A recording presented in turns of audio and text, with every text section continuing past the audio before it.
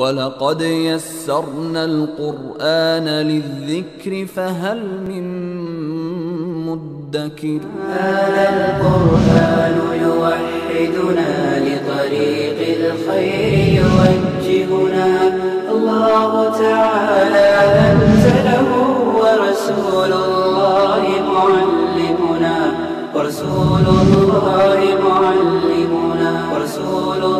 نحمده ونصلي على رسوله الكريم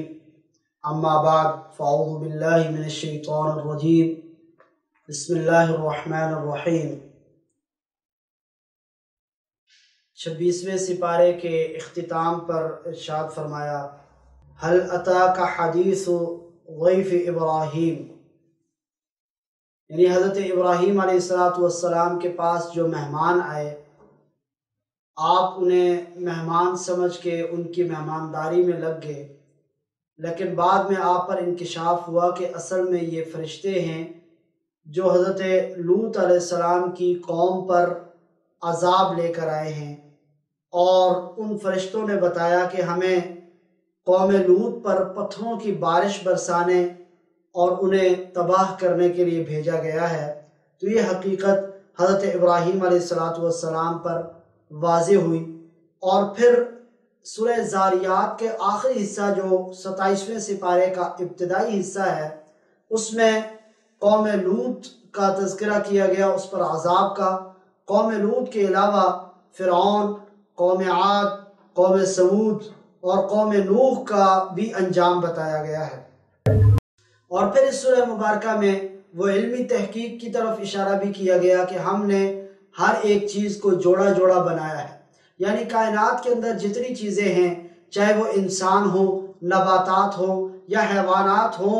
اللہ نے سب میں جوڑے جوڑے کا زوجیت کا سسٹم رکھا ہے۔ اور یہ کائنات کے جب یہ قرآن کی آیات نازل ہو رہی تھی تو اس وقت وہاں کے رہنے والے کائنات کی ان حقیقتوں سے واقف نہیں تھے۔ وہ یہ سمجھتے تھے کہ شاید یہ جوڑے جوڑے کا سسٹم صرف انسان میں ہے یا صرف حیوانات کے اندر ہے، لیکن قرآن کریم نے اس حقیقت کو بلا خوف تردید واضح کر دیا کہ کائنات کی اور چیزوں کے اندر بھی، پودوں کے اندر اور اسی طرح باقی چیزوں کے اندر زوجیت کا اللہ نے سسٹم رکھا ہے، اور ان دونوں کے آپس میں ملاپ سے نئی چیزیں، نئے سے نئے پھل اور نئے سے نئی چیزیں وجود میں آتی ہیں۔ قرآن کریم کی سورہ مبارکہ میں اس کی طرف اشارہ کیا گیا، اور پھر اس سورہ مبارکہ کے آخر میں انسان اور جنات کی تخلیق کا مقصد بیان کیا گیا، اور فرمایا کہ اللہ نے انسانوں اور جنات کو اپنی عبادت اور اپنی معرفت کے لیے پیدا کیا۔ اور پھر یہ بھی خبر دی گئی کہ اللہ رب العزت ساری مخلوق کے رزق کا کفیل ہے، ساری مخلوق کو جو رزق ہے وہ اللہ نے اپنے ذمے لے رکھا ہے، اور اللہ اپنے بندوں کو اور اپنی مخلوقات کو رزق اور روزی سے محروم نہیں کرتا۔ اور مشرکین کو اس سورہ مبارکہ کے آخر میں وعید بھی سنائی گئی، فَوَيْلٌ لِّلَّذِينَ كَفَرُوا مِن يَوْمِهِمُ الَّذِي يُوعَدُونَ، کہ ایسے کافر جو قیامت کے دن پر جن کا ان سے وعدہ کیا گیا ہے اس پر یقین نہیں رکھتے، ان کے لیے ہلاکت ہو۔ اور پھر اس کے بعد سورہ طور ہے۔ سورہ طور مکی صورت ہے، اس میں 49 آیات اور 2 رکوع ہیں۔ اس سورہ مبارکہ میں 5 قسمیں کھا کر ارشاد فرمایا، ان عذاب ربک لواقع والطور وکتاب مسطور فی رق منشور والبیت المعمور والسقف المرفوع والبحر المسجور ان عذاب ربک لواقع، یعنی تیرے رب کا عذاب ضرور بضرور واقع ہو کر رہے گا۔ اس سورہ مبارکہ کی تفسیر میں بعض مفسرین لکھتے ہیں کہ حضرت جبیر بن مطعم رضی اللہ تعالیٰ عنہ زمانہ کفر میں بدر کے قیدیوں کے سلسلے میں بات چیت کرنے کے لیے مدینہ منورہ آئے، اور آپ صلی اللہ علیہ وسلم نماز پڑھا رہے تھے۔ نماز میں یہ آیات آپ صلی اللہ علیہ وسلم نے پڑھی تو حضرت جبیر بن مطعم فرماتے ہیں کہ میں نے جب یہ آیات سنی اور آپ نے یہ پڑھا ان عذاب ربک لواقع، تو مجھے یوں لگا کہ میرا دل پھٹنے والا ہے، اور عذاب کے واقع ہونے کے خوف سے فوراً میں نے اسلام قبول کر لیا۔ تو یہ اس قدر تاثیر حضرت عمر رضی اللہ تعالیٰ عنہ کے بارے میں آتا ہے کہ وہ ایک مرتبہ مکہ مکرمہ کی گلیوں کا چکر لگا رہے تھے کہ آپ نے ایک گھر کے سامنے رک کر سنا تو اندر قرآن کریم کی یہ آیات کوئی تلاوت کر رہا تھا، تو حضرت عمر رضی اللہ تعالیٰ عنہ کو ان کے اوپر ان آیات کا اتنا اثر ہوا کہ آپ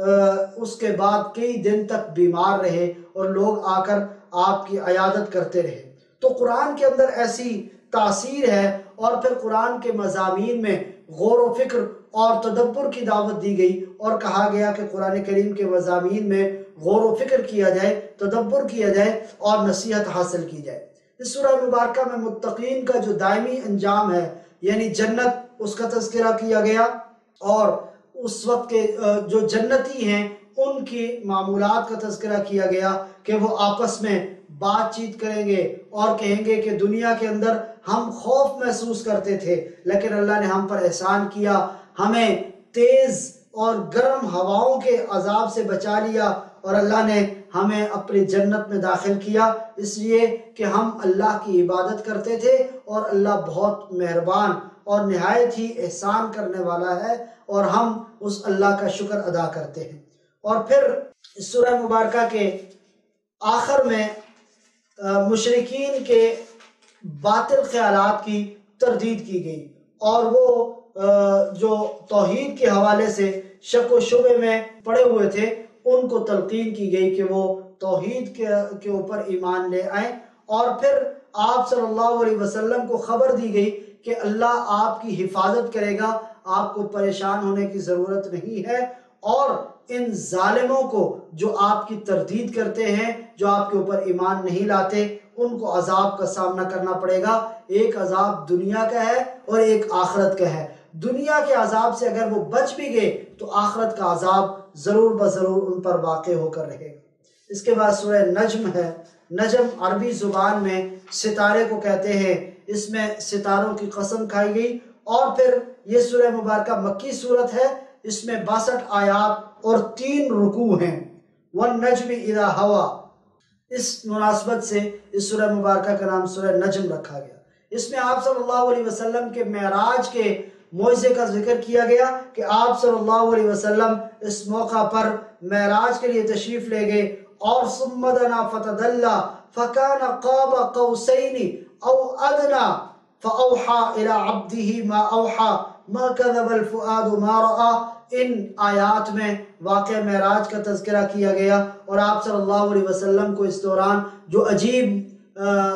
مشاہدات کروائے گئے ان کا تذکرہ کیا گیا، اور ساتھ مشرکین کا ایک نظریہ بیان کیا گیا کہ وہ فرشتوں کو نعوذ باللہ اللہ کی بیٹیاں سمجھتے تھے، تو ان کی تردید کی گئی کہ یہ جو اللہ کی بیٹیاں ان کو سمجھتے ہیں یہ عقیدہ سراسر غلط ہے۔ اللہ تو یہ ایسی ذات ہے، لم یلد ولم یولد، نہ تو اس کی کوئی اولاد ہے نہ وہ خود کسی کی اولاد ہے، اس لیے فرشتوں کی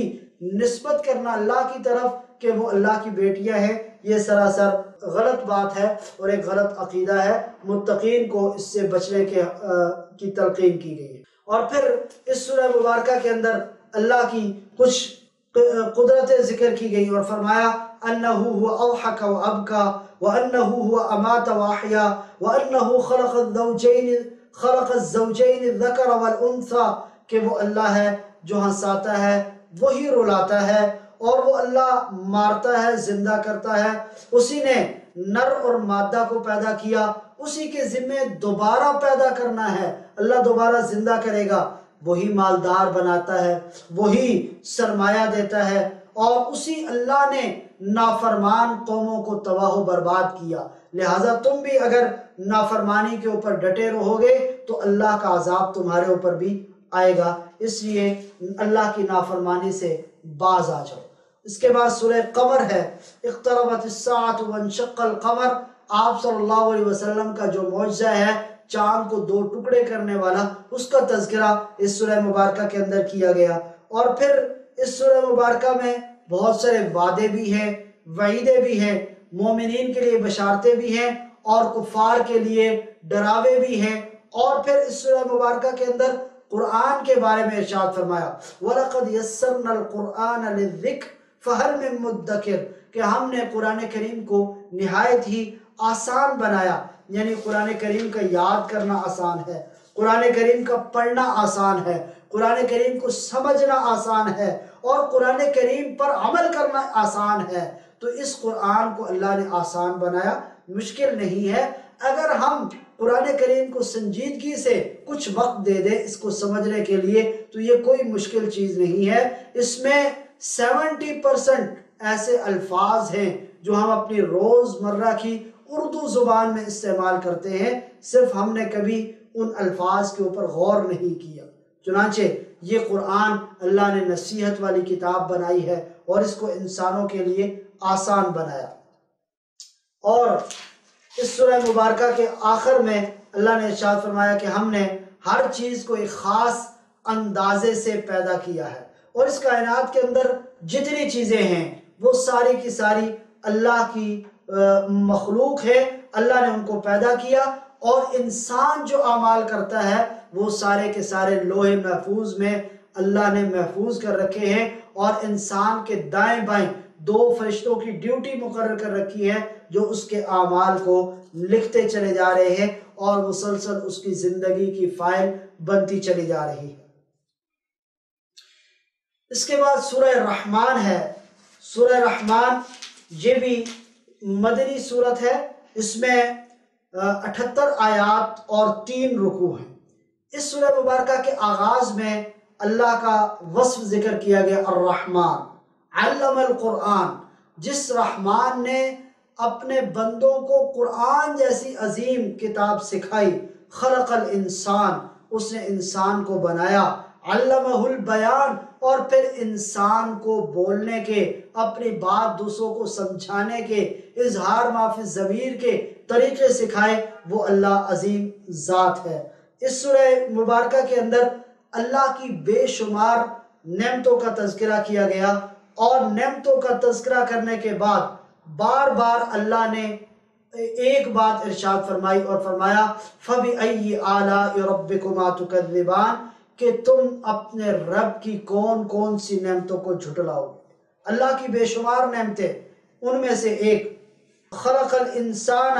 من صلصال کالفخار وخلق الجان من مارج من نار فَبِأَيِّ آلَاءِ رَبِّكُمَا تُكَذِّبَانِ، کہ اس اللہ نے سورج اور چاند جو اللہ کے ٹھہرائے ہوئے حساب کے مطابق چلتے ہیں، روزانہ اپنے مدار کے اندر چلتے ہیں، وہ بنائے، ستارے اور درخت جو اللہ کے سامنے سجدہ ریز ہیں وہ اللہ نے بنائے، زمین جسے اللہ نے اپنی مخلوق کے لیے فرش بنایا، اللہ نے مختلف میوے، پھل، اناج، پھول انسان کے لیے بنائے، انسان ان سے فائدہ اٹھاتا ہے، میٹھے اور کھارے پانی کا کہ اللہ نے چشمے پیدا کر دیے، اور ان کے درمیان فرق، میٹھا پانی ایک طرف، کھارا پانی ایک طرف بہ رہا ہے، اور انسان کی زندگی کا دار و مدار اس پانی کے اوپر رکھ دیا، اور انسان کی زندگی کے لیے اللہ نے بے شمار ایسی نعمتیں، پہاڑوں کو بلندی عطا کی، سمندروں کے اندر چلنے کے لیے، سفر کے لیے کیسے بحری جہاز اللہ نے پیدا فرمائے۔ یہ دنیاوی نعمتیں ذکر کرنے کے بعد اخروی نعمتیں ذکر کی گئی کہ آخرت میں اللہ جنت کی صورت میں اہل ایمان کو اپنی نعمتیں عطا فرمائیں گے، اور اسی طرح جہنمیوں کو بھی جو سزا ہوگی، عذاب ہوگا، اس کا تذکرہ بھی اس سورہ مبارکہ کے اندر کیا گیا۔ اس سورہ مبارکہ میں 31 بار اللہ نے اپنی نعمتوں کا تذکرہ کرنے کے بعد یہ کوسچن بار بار کیا فَبِأَيِّ آلَاءِ رَبِّكُمَا تُكَذِّبَانِ، کہ تم اپنے رب کی کون کون سی نعمتوں کو جھٹلاؤ گے۔ مفسرین نے یہاں ایک بڑا عجیب نقطہ لکھا ہے، وہ یہ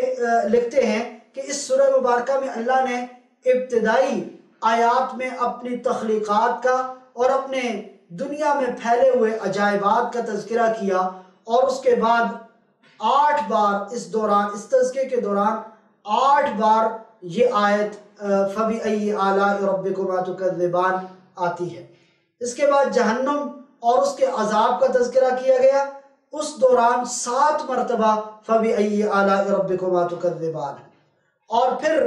جنت کے باغات کا تذکرہ کیا گیا، اور جنت کے باغات کا تذکرہ کرتے ہوئے 8 بار یہ آیت مبارکہ لائی گئی، اور آخر میں جنت کے جو کم درجے کے باغات ہیں ان کا تذکرہ کرتے ہوئے بھی 8 بار یہ آیت مبارکہ لائی گئی۔ تو گویا اس سے یہ نتیجہ اخذ کیا مفسرین نے کہ جو شخص اللہ کی نعمتوں کے اوپر اعتقاد رکھے گا، اللہ کی تخلیقات کے اوپر اعتقاد رکھے گا، تو اللہ رب العزت اس کے لیے جہنم کے 7 دروازے بند کر دے گا اور جنت کے 8 دروازے اس کے لیے اللہ رب العزت کھول دیں گے۔ تو یہ اس سورہ مبارکہ کے اندر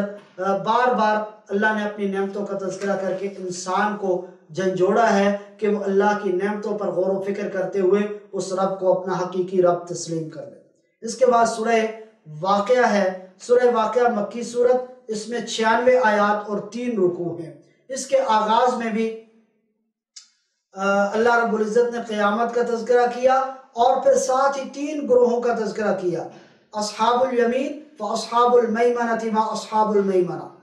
اور واصحاب المشأمۃ ما اصحاب المشأمہ اصحاب الشمال، اور تیسرا والسابقون السابقون، جو ہر معاملے میں سبقت لے جانے والے ہیں۔ ان 3 گروہوں کا تذکرہ کرتے ہوئے ارشاد فرمایا اصحاب یمین ان کے لیے جنت کی نعمتیں ہیں، اور اصحاب شمال ان کے لیے جہنم ہے، اور جو السابقون الاولون ہیں ان کے لیے بھی جنت کے اعلیٰ درجات اللہ نے تیار کر رکھے ہیں۔ اس سورہ مبارکہ میں اللہ نے ستاروں کی قسم کھائی، اور ستاروں کی قسم کھانے کے بعد ارشاد فرمایا کہ یہ بہت بڑی قسم ہے۔ فرمایا فلا اقسم بمواقع النجوم، ستاروں کے گرنے کی قسم، وَإِنَّهُ لَقَسَمٌ لَوْ تَعْلَمُونَ عَظِيمٌ، کہ یہ ایک بہت بڑی قسم ہے اگر تم جانتے ہو۔ یہاں مفسرین نے بہت عجیب نکتہ لکھا ہے اور کہا کہ اللہ نے ستاروں کے گرنے کی قسم کھا کے اس کو بڑی قسم کہا، اس میں کیا حکمت ہے؟ اس لیے کہ اللہ نے جو اتنی بڑی کائنات پیدا فرمائی ہے اور اس کائنات کے اندر بے شمار چیزیں پیدا فرمائی، سائنسدان کہتے ہیں کہ یہ کائنات 500 ملین کہکشاؤں پر مشتمل ہے، 500 ملین کہکشاں، اور ہر کہکشاں کے اندر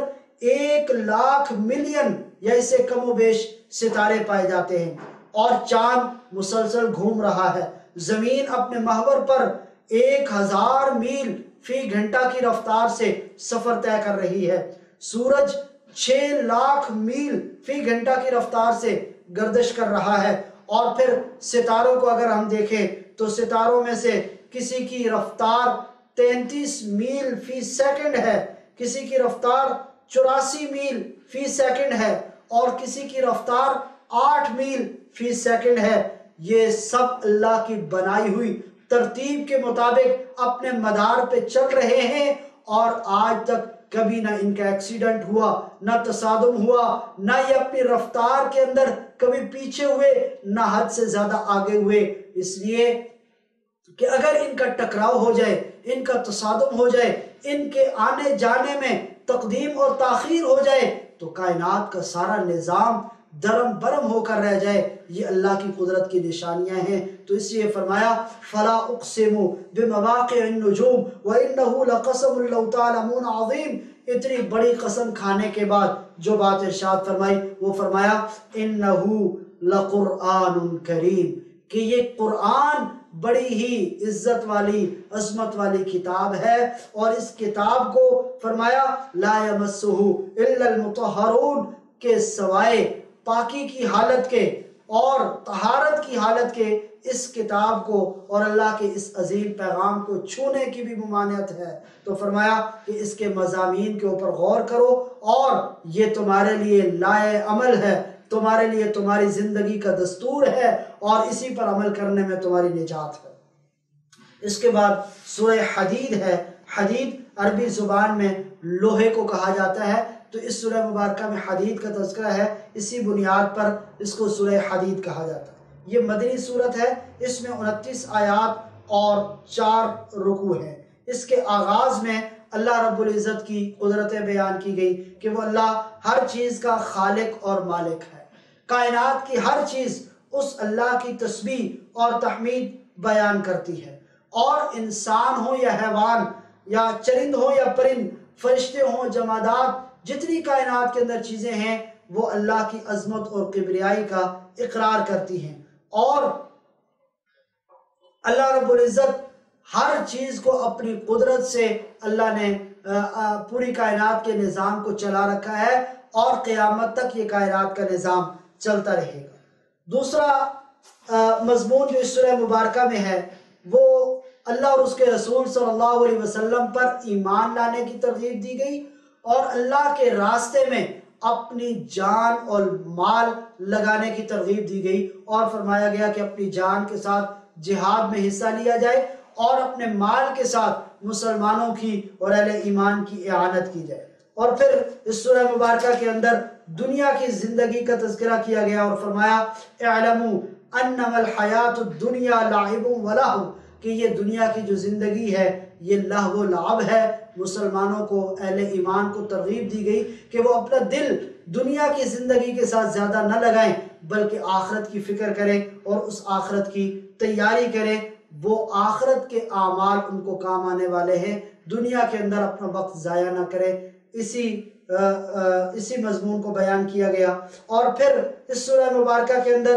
دنیا کی زندگی کی حقیقت بھی بیان کی گئی کہ یہ دنیا کی زندگی انتہائی معمولی ہے اور مچھر کے پر کے برابر بھی اس کی حیثیت نہیں ہے، اس لیے اپنی توجہ آخرت کے اعمال کے اوپر رکھنی چاہیے۔ اللہ سے دعا ہے کہ وہ ہمیں قرآن کریم کی تعلیمات پر اور عمل پیرا ہونے کی توفیق عطا فرمائے۔ وآخر دعوانا